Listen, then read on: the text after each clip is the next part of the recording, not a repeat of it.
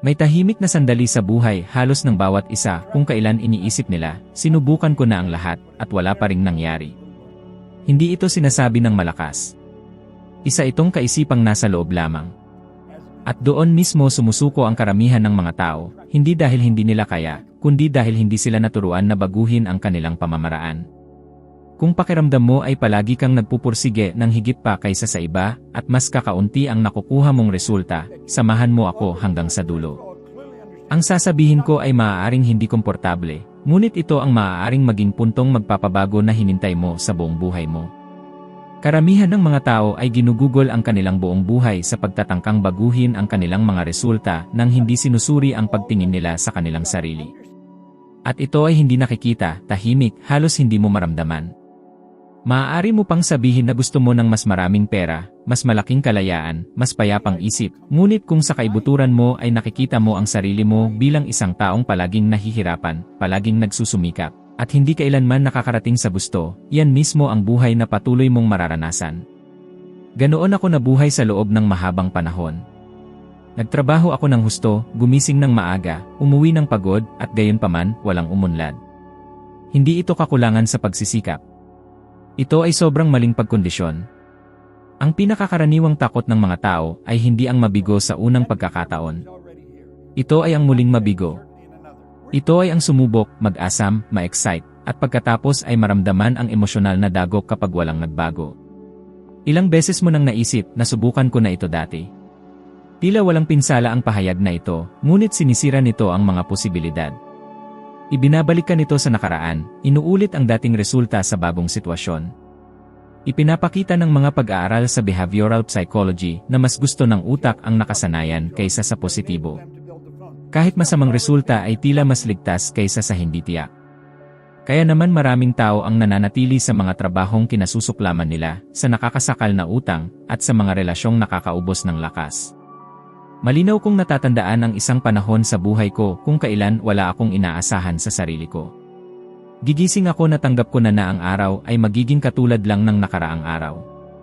Walang sigla, walang tunay na ambisyon. Hindi ito katamaran. Ito ay mababang pagtingin sa sarili na umaandar ng kusa. Kapag naniniwala ka, kahit hindi mo namamalayan, na hindi ka karapat-dapat sa higit pa, tinatanggihan mo ang mga oportunidad bago mo pa man mapansin ang mga ito. Nagpapaliban ka, nag-aalinlangan, nagpapabukas, at pagkatapos ay sasabihin mong hindi ka lang sinuwerte. Isang pahayag na kailangang tatakan sa isip mo ay ito, hindi mo naakit ang gusto mo, kundi ang pinaniniwalaan mong ikaw. Bihira lamang lampasan ng iyong kinikita ang antas ng pagtingin mo sa sarili. Ipinapakita ng modernong pananaliksik sa pera at kapakanan na ang mga taong may parehong kinikita ay maaaring magkaroon ng ganap na magkaibang antas ng kasiyahan at seguridad sa emosyon, depende sa kanilang relasyon sa kanilang sarili. Hindi pera ang nagdudulot ng payapang isip, kundi ang panloob na pakiramdam ng pagiging karapat-dapat. Isipin mo kung gaano karaming tao ang kumikita ng higit pa ngunit nananatiling balisa, may utang, o patuloy na natatakot na mawala ang lahat. Nangyayari ito kapag mas mabilis lumaki ang resulta kaysa sa pagkakakilanlan.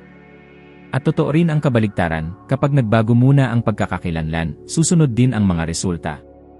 Ito ang nakita kong nangyari sa mga taong tulad ni Oprah Winfrey, na nakaranas ng pagtanggi, kakapusan, at matinding kawalan ng seguridad sa murang edad.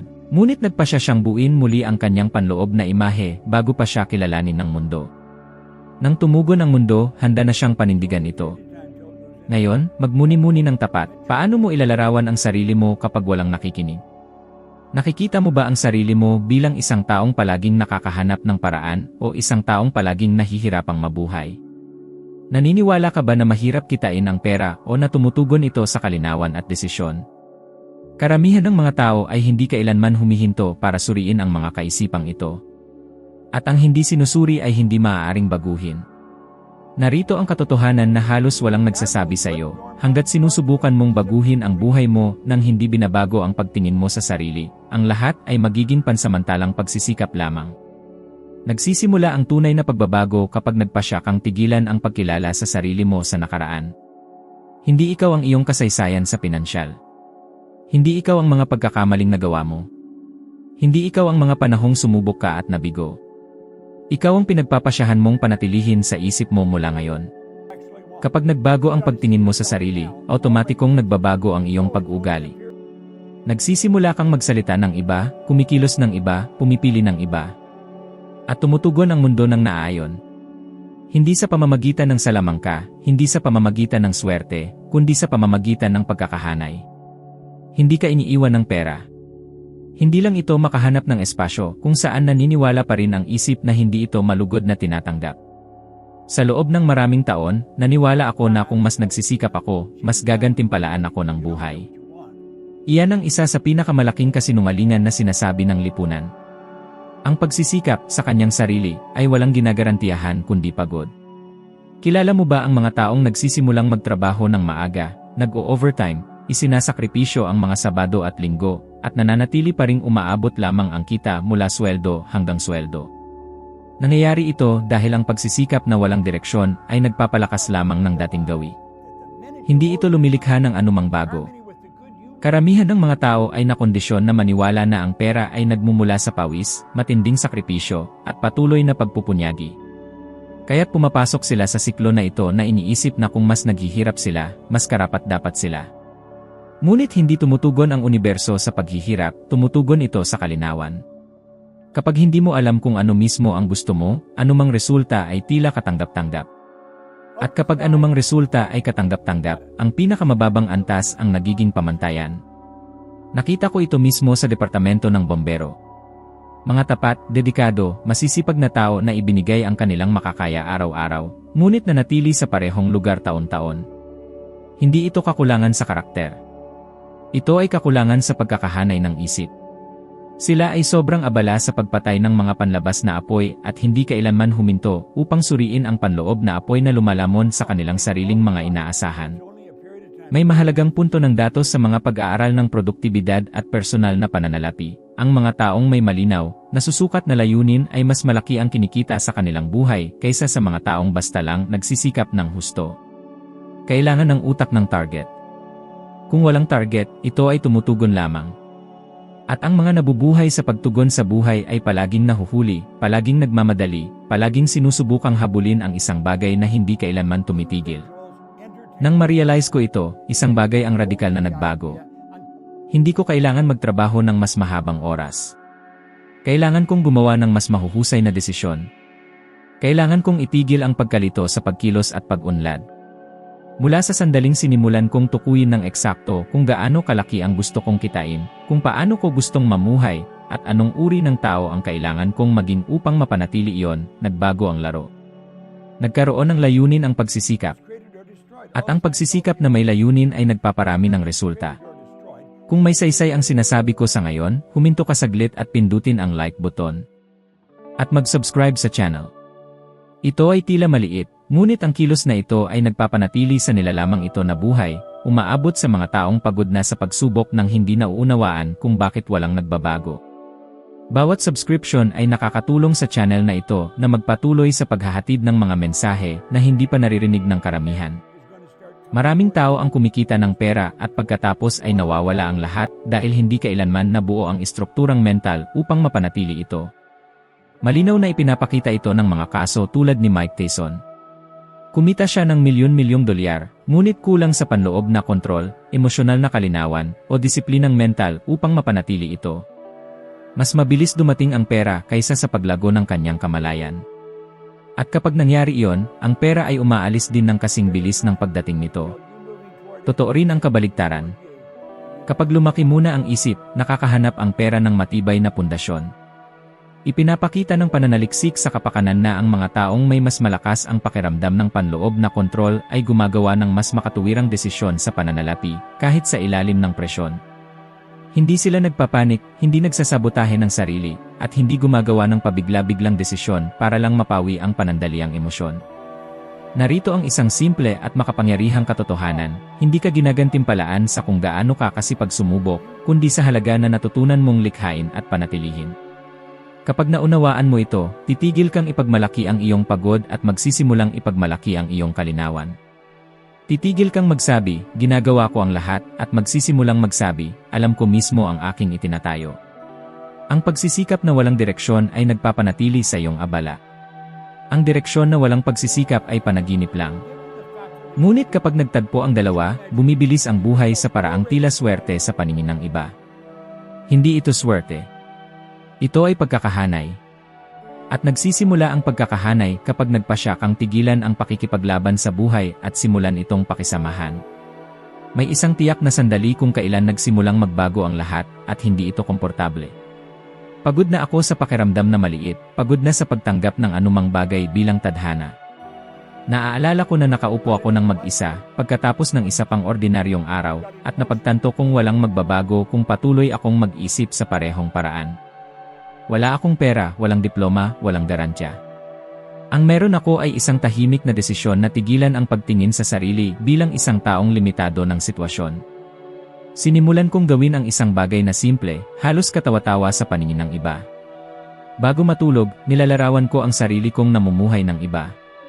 Hindi ito walang lamang pantasya. Ito ay malinaw na intensyon. Inilarawan ko ang sarili kong may kumpiyansa, organisado, gumagawa ng matatag na desisyon. Sa simula, nilabanan ito ng isip ko. Sinabi nito na walang saysay, na niloloko ko lang ang sarili ko. Ngunit ipinagpatuloy ko. Araw-araw. At may kakaibang nangyari, nagsimulang magbago ang aking mga pag-ugali bago pa man lumabas ang mga resulta. Nagsimula akong magsalita ng iba, lumakad ng iba, tumatanggap ng mas kaunting mumho mula sa buhay. Nang nagkaroon ng pagkakataong magbukas ng maliit na negosyo sa paglilinis, hindi ako handa sa papel, ngunit handa ako sa loob. Kumilos ako ng may paninindigan na hindi ko pa naranasan noon. At ang negosyong iyon, sa unang taon nito, lumikha ng higit sa $100,000. Hindi dahil perpekto ang merkado, kundi dahil sa wakas ay nakaayon ako sa ginagawa ko. Ang emosyon dito ay hindi euphoria. Ito ay ginhawa. Ito ang pakiramdam ng pagtantong hindi ka sira, kundi na kondisyon lang. Kapag nagbago ang posisyon ng isip, nagbabago ang takbo ng buhay. At iyan ang uri ng pagbabagong punto na walang makakaagaw sa iyo kapag nangyari na.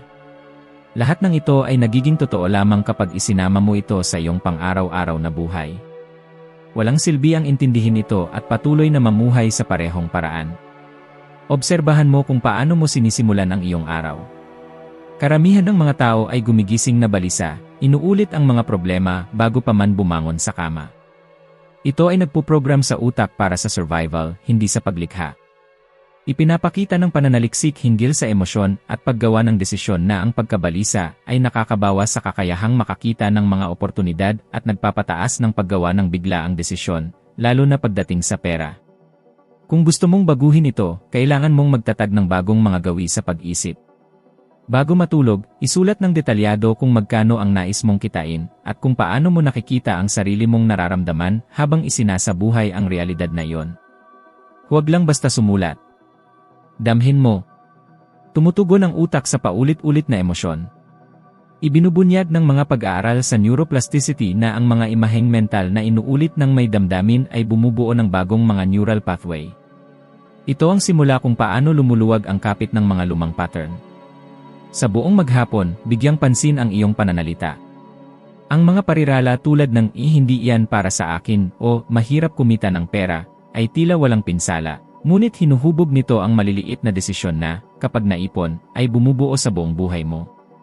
Palitan mo ang mga ito ng mas mahusay na tanong, paano ito magiging angkop para sa akin? O, ano ang kailangan kong matutunan ngayon? Ang tamang mga tanong ay nagbubukas ng mga posibilidad na isinasara ng mga negatibong pahayag. Narito ang isang simple, ngunit makapangyarihang hamon, sa loob ng 30 araw, tanggihan mong magreklamo tungkol sa pera, oras, o mga oportunidad. Sa tuwing may magreklamo, ilihis ang iyong isipan sa isang aksyon, gaano man kaliit. Ang mga taong gumagawa nito ay nagbabanggit ng mas malaking pakiramdam ng kontrol at kaliwanagan, mga salik na direktang naugnay sa kapakanan at napapanatiling kasaganaan. Panghawakan ang katotohanan ito, hindi tumutugon ang buhay sa kung ano ang kailangan mo, tumutugon ito sa kung ano ang inaasahan mo at pinaninindigan sa loob mo. Kapag nagbago ang iyong mga inaasahan, magbabago ang iyong mga pagpipilian. At kapag nagbago ang iyong mga pagpipilian, walang pagpipilian ang iyong mga resulta kundi ang sumunod. May isang punto na halos walang nakakaintindi, ang problema ay hindi kakulangan ng pera, kundi ang emosyonal na ugnayan na nabuo ng karamihan sa mga tao rito. Mula pa sa murang edad, marami ang natutong iugnay ang pera sa takot, kaguluhan, pagkakasala, o pag-aalala. Ilang beses mo nang narinig na ang pera ay nagpapabago sa tao, na ang pera ang ugat ng lahat ng kasamaan, o na ang mga nagiging mayaman ay nagbabayad ng malaking halaga. Ang mga ideyang ito ay lumalagos sa isip bago ka pa man magkaroon ng pagkakataong questionin ang mga ito. At bilang mga matatanda, sinasabi ng mga tao na gusto nilang yumaman, ngunit emosyonal nilang tinatanggihan ang sinasabi nilang gusto nila.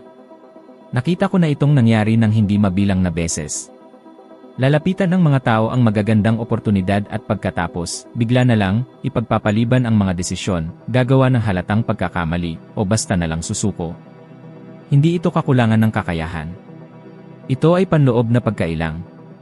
Mag-aalerto ang katawan dahil ang bagong realidad na iyon ay hindi naaayon sa kanilang lumang pagkakakilanlan. Ipinahihiwatig ng pananaliksik sa neuroscience na ang utak ay may tendensyang iwasan ang mga sitwasyon na nagbabanta sa itinatag nitong pagkakakilanlan, kahit pa magdulot ang mga ito ng benepisyong pinansyal o emosyonal. Ito ang dahilan kung bakit napakaraming tao ang kumikita ng kaunti pa, para lamang mabilis na lumikha ng problema na bumabalik sa kanila sa kanilang dating antas. Mayroong isang yugto sa buhay ko kung kailan napansin ko ang isang kakaiba. Sa tuwing nagsisimulang maging maayos ang mga bagay, nagiging balisa ako. Hindi ako makapag-relax. Para bang naghihintay ako ng kung anong mali na mangyari. Ang panloob na kalagayan na ito ay hindi mula sa kasalukuyan, ito ay nagmula sa nakaraan. Mula sa imaheng mayroon ako sa sarili ko bilang isang taong kailangang lumaban upang mabuhay. Hanggat nananatili ang emosyon na yon, anumang paglago ay tila hindi matatag. Nang maintindihan ko ito, nagsimula akong magtrabaho, hindi lang sa aking mga layunin, kundi sa paggawa ng normal ang pakiramdam ng tagumpay. Maikli at simpleng parirala ang nagbubuod nito, ang anumang hindi mo komportableng panatilihin, ay mawawala sa iyo. Ibinubunyag ng mga pag-aaral sa kaligayahan at kita na lampas sa isang tiyak na punto, ang kapakanan ay hindi lamang dumarami sa mas maraming pera, kundi sa isang panloob na pakiramdam ng seguridad at pagkakaisa.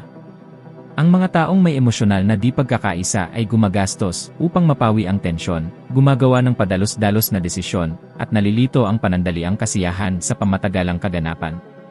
Obserbahan ang iyong pang-araw-araw na buhay.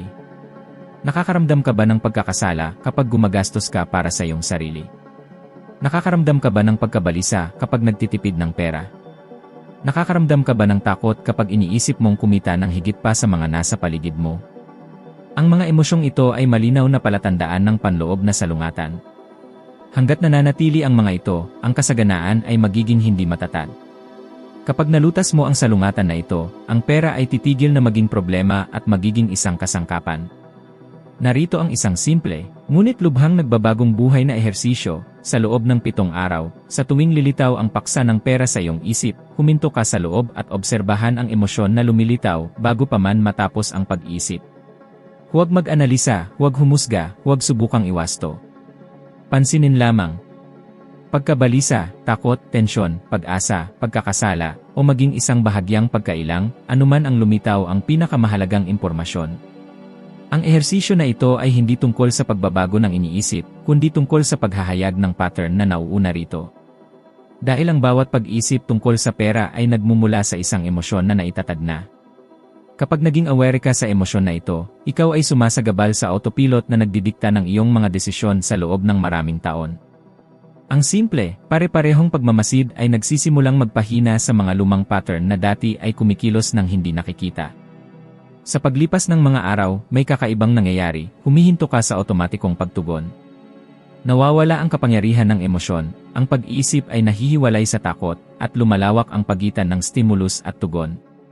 Ang mga taong nagkakaroon ng ganitong antas ng kamalayan ay nagbabanggit ng mas malaking kaliwanagan, mas mataas na kontrol sa emosyon, at mas balanse ang mga pagpipilian sa pananalapi, hindi sa pamamagitan ng pagsisikap, kundi dahil kumikilos na sila ngayon mula sa kaliwanagan, hindi sa lumang programa. Ang kamalayan ang unang tanda ng tunay na pagbabago. Kapag nag-oobserba ka, nang walang pagtutol, humihinto kang kontrolin ng pattern. At kung ano ang dating tila otomatiko ay nagsisimulang, ng tahimik, matunaw. Ibaon ito ng malalim sa iyong isipan, ang pera ay hindi lumilikha ng pagkatao, inilalantad at pinalalaki nito kung sino ang pinaniniwalaan mong ikaw sa pinakaloob ng iyong pagkatao.